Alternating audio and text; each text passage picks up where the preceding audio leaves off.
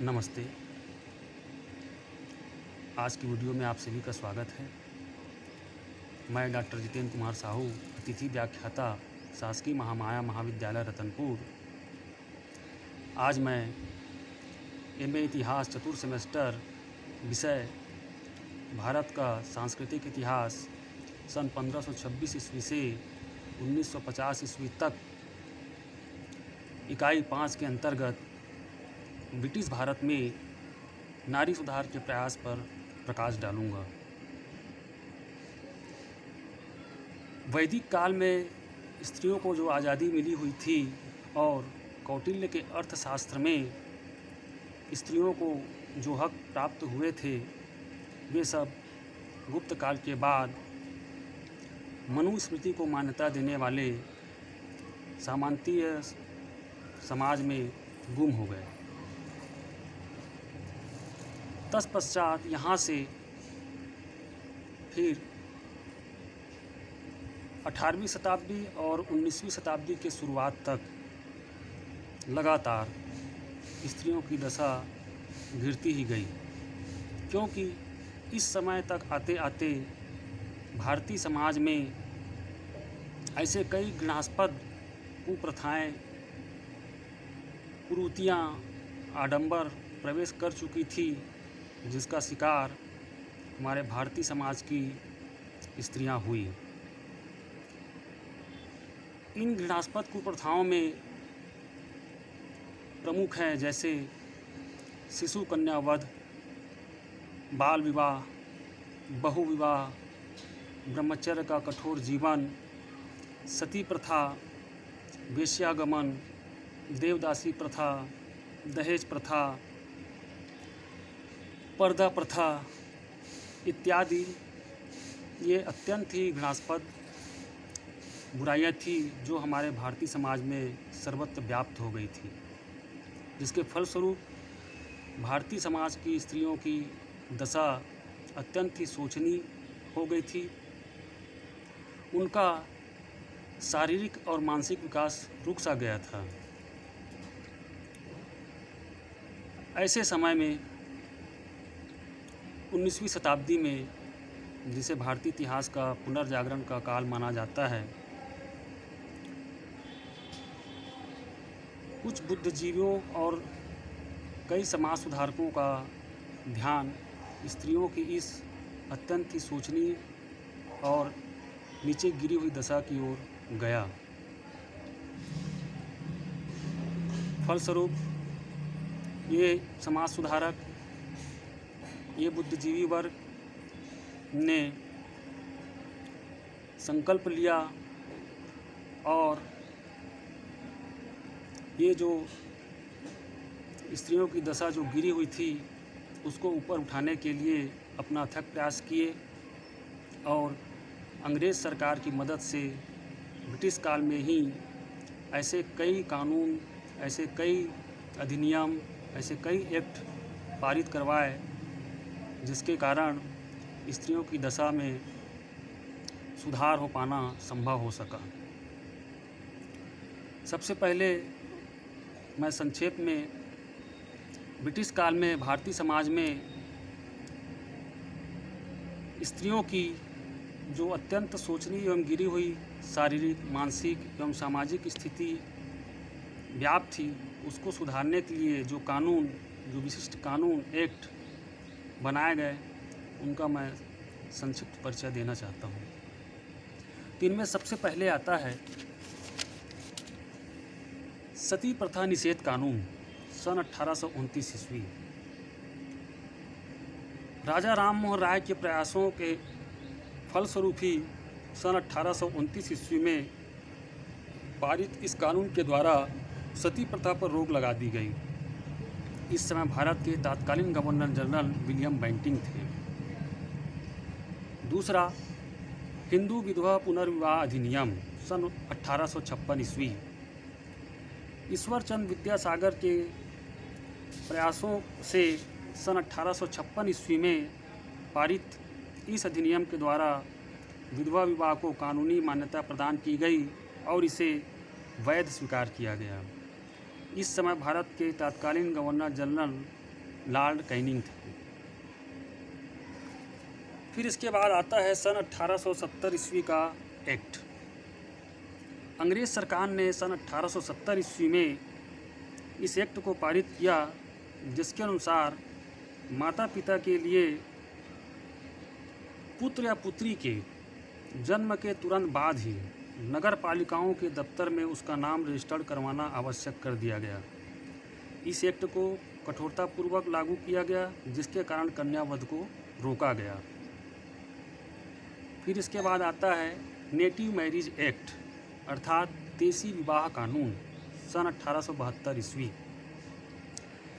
आचार्य केशव चंद्र सेन के प्रयास से सन 1872 ईस्वी में पारित इस एक्ट के द्वारा बाल विवाह एवं बहु विवाह पर प्रतिबंध लगा दिया गया और साथ ही अंतर्जातीय विवाह को कानूनी मान्यता दे दी गई।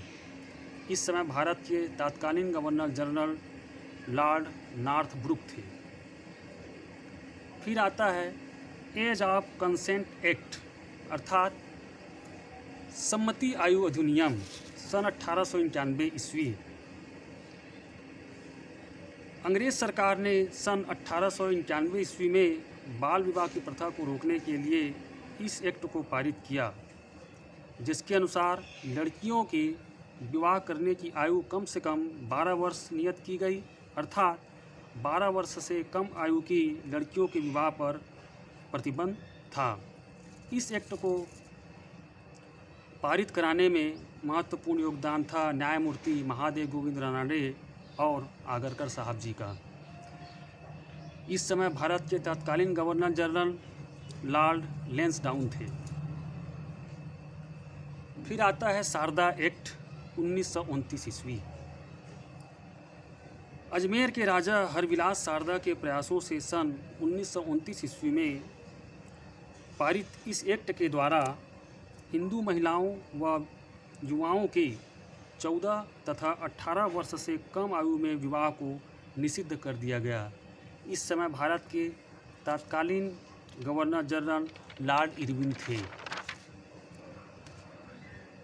उक्त पारित कानूनों के अलावा कुछ अन्य अधिनियम भी, जैसे ब्रह्म समाज विवाह अधिनियम अर्थात ब्रह्मो मैरिज एक्ट तथा शरीयत लागू करने का अधिनियम अर्थात शरीयत एप्लीकेशन अधिनियम भी ब्रिटिश काल में स्त्रियों की स्थिति को सुधारने के लिए पारित किया गया।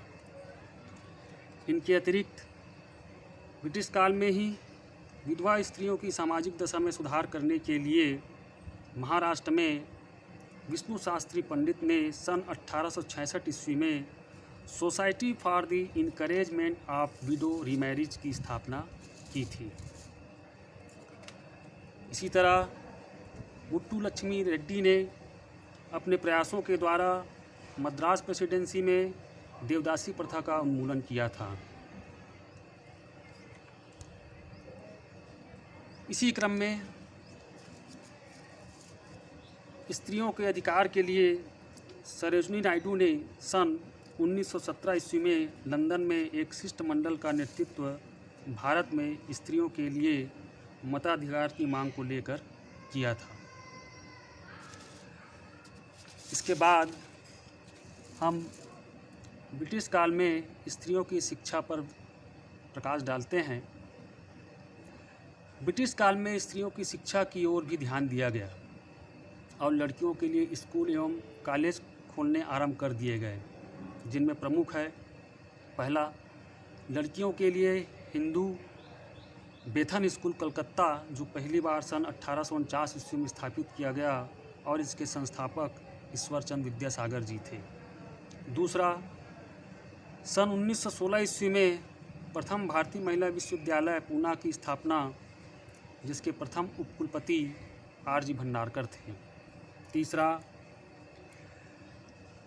डी.के. कर्वे ने एस.एन.डी.टी. महिला विश्वविद्यालय बम्बई की स्थापना सन 1916 में की। इसी तरह मार्गरेट कजिन्स ने बाल विधवा शिक्षा के लिए अपना महत्वपूर्ण योगदान दिया। पंडिता रमाबाई ने देश की नारियों को जगाने के लिए और उनमें शिक्षा का प्रचार करने के लिए शारदा सदन की स्थापना की। इन सब के अतिरिक्त स्वामी दयानंद सरस्वती जी ऐसे पहले उस दौरान सुधारक हुए जिन्होंने ब्रिटिश काल में स्त्रियों को वेद पढ़ने तथा उच्च शिक्षा प्राप्त करने के लिए आंदोलित किया था।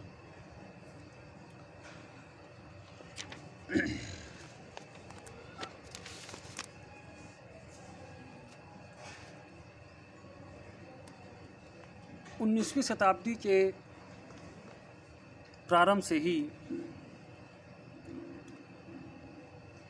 हमारे देश के बुद्धिजीवियों और समाज सुधारकों ने स्त्रियों की दशा सुधारने के लिए प्रयत्न आरंभ कर दिए थे,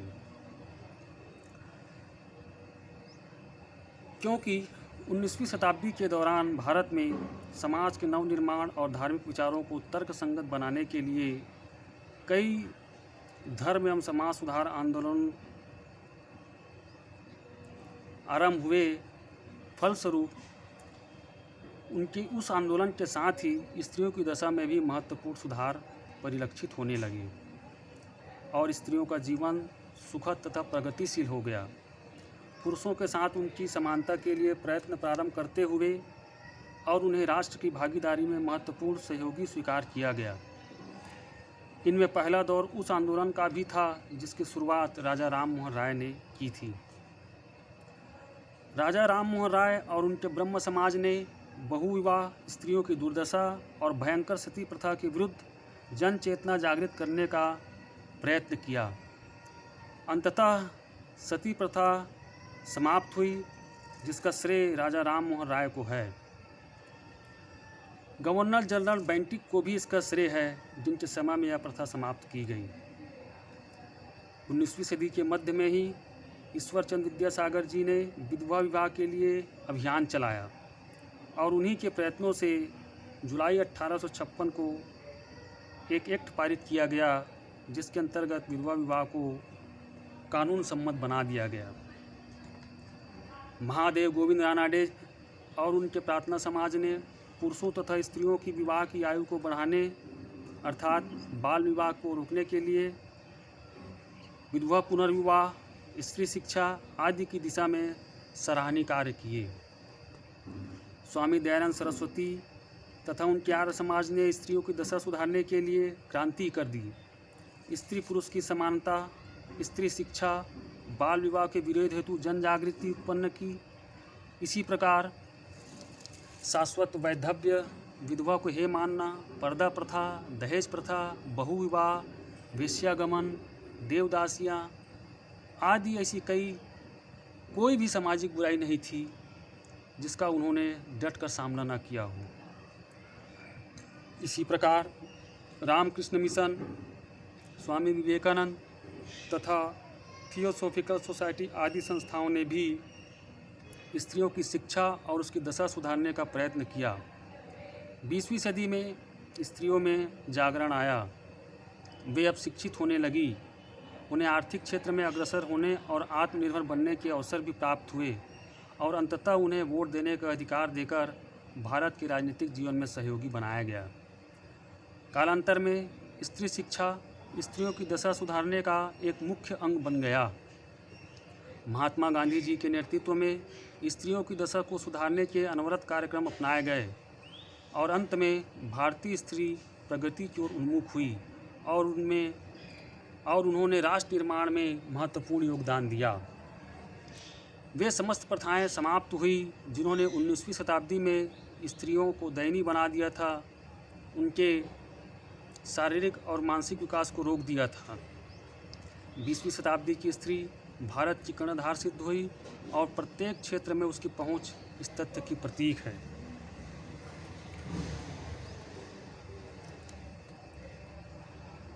उन्नीसवीं शताब्दी में सुधारकों का ध्यान सर्वप्रथम स्त्रियों की दशा सुधारने की ओर गया, क्योंकि इस समय तक स्त्रियों की दशा अत्यंत ही दयनीय एवं शोचनीय हो गई थी। सदियों के शोषण एवं अत्याचार के कारण वे इस दुर्दशा को प्राप्त कर चुकी थी। व्यक्तिगत कानून और धार्मिक प्रथाओं ने स्त्रियों को समाज में बहुत ही निम्न स्तर पर रख दिया था। निम्न वर्गीय औरतों से खराब दशा तो उच्च वर्गीय औरतों की थी। स्त्रियों को यहाँ तक व्यक्तिगत स्वतंत्रताएं भी प्राप्त नहीं थी और न ही उन्हें अपने व्यक्तित्व को विकसित करने के ही अधिकार थे। औरतों को पर्दे में रहना पड़ता था। लड़कियों को बहुत कम उम्र में ही किसी भी उम्र के पुरुष बूढ़े तक से विवाह कर दिया जाता था, जिसके फलस्वरूप विधवाओं की संख्या बढ़ती गई और विधवाओं को पुनर्विवाह करने का भी अधिकार नहीं था। अधिकांश विधवाओं को मृत पति के साथ ही जल जाना पड़ता था। इसी को ही सती प्रथा कहा जाता था। आर्थिक दृष्टि से हिंदू और मुसलमान दोनों धर्मों की औरतों की दशा दयनीय थी। बाल विवाह, पर्दा प्रथा सर्वत्र व्याप्त था। स्त्रियों को पढ़ाना पाप समझा जाता था।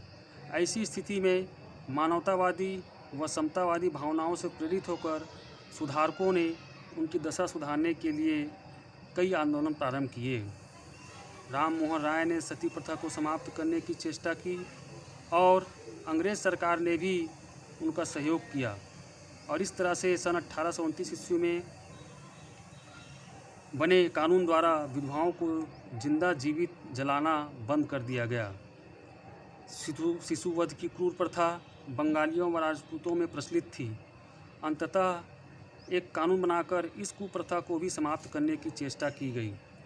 बाल विवाह के निषेध, विधवा विवाह को प्रोत्साहन देने हेतु आंदोलन प्रारंभ हुए। इस दिशा में उल्लेखनीय कार्य ईश्वरचंद्र विद्यासागर जी का था। उनके प्रयासों से ही सन 1856 ईस्वी में हिंदू विधवा पुनर्विवाह अधिनियम द्वारा विधवा विवाह को वैध स्वीकार किया गया और ऐसे विवाह से उत्पन्न हुए बच्चे वैध घोषित किए गए।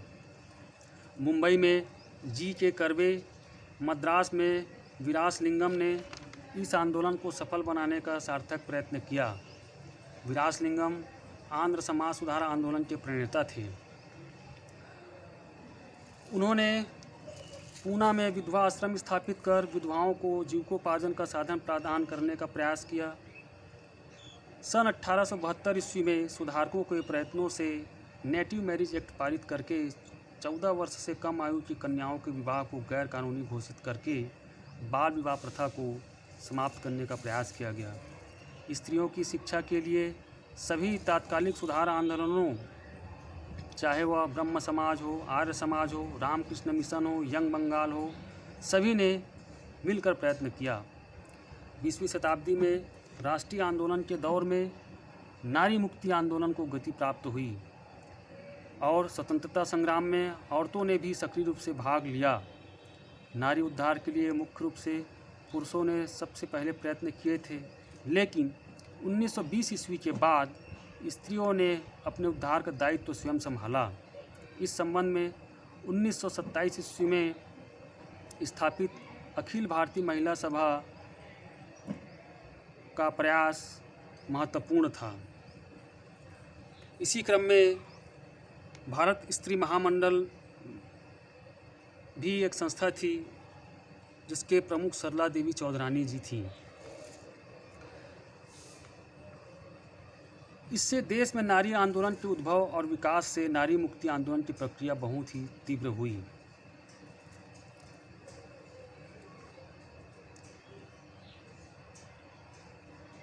अठारहवीं शताब्दी में भारतीय समाज में नारियों की अवस्था अत्यंत दयनीय एवं शोचनीय थी। उन्हें पुरुषों की अपेक्षा निम्न समझा जाता था। उनकी शिक्षा की ओर कोई ध्यान नहीं दिया जाता था और प्रायः उन्हें घर की चार दीवारी में बंद रखा जाता था। पर्दे की प्रथा के कारण उनका शारीरिक तथा मानसिक विकास नहीं हो सकता था। लड़कियों का विवाह बहुत छोटी सी उम्र में कर दिया जाता था। हिंदू समाज में सती प्रथा प्रचलित थी। सती प्रथा या सती होने से बच जाने वाली विधवाओं को अपमानजनक जीवन व्यतीत करना पड़ता था। समाज उन्हें पुनर्विवाह करने की आज्ञा भी नहीं देता था। धनी पुरुष एक से अधिक स्त्रियों के साथ विवाह कर लेता था, जिसके कारण स्त्रियों पर कई प्रकार के अत्याचार होते थे। राजस्थान तथा कई अन्य प्रदेशों में तो कन्यावध प्रथा भी प्रचलित थी।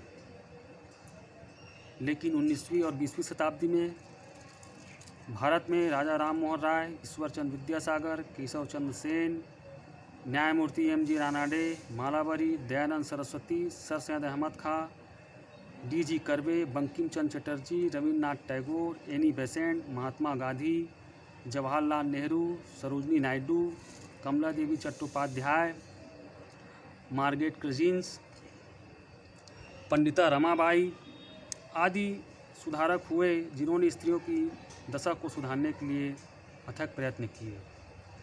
ब्रह्म समाज, आर्य समाज, तपस्वी सभा जैसी संस्थाओं ने भी समाज में स्त्रियों को उचित स्थान प्रदान करने का प्रचार किया।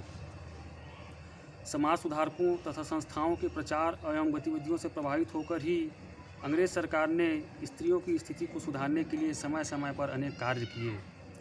राजा राम मोहन राय के प्रयत्नों के फलस्वरूप लॉर्ड विलियम बेंटिंक ने 1829 ईस्वी में एक कानून पास किया और सती प्रथा को गैर कानूनी घोषित कर दिया। सती प्रथा के समाप्त हो जाने के बाद भी विधवा स्त्रियों को अपमानजनक जीवन व्यतीत करना पड़ता था। ईश्वरचंद विद्यासागर जी ने विधवा स्त्रियों के पुनर्विवाह के पक्ष में जोर शोर से किए प्रचार से प्रभावित होकर अंग्रेज सरकार ने 1856 ईस्वी में विधवा पुनर्विवाह एक्ट पास कर दिया।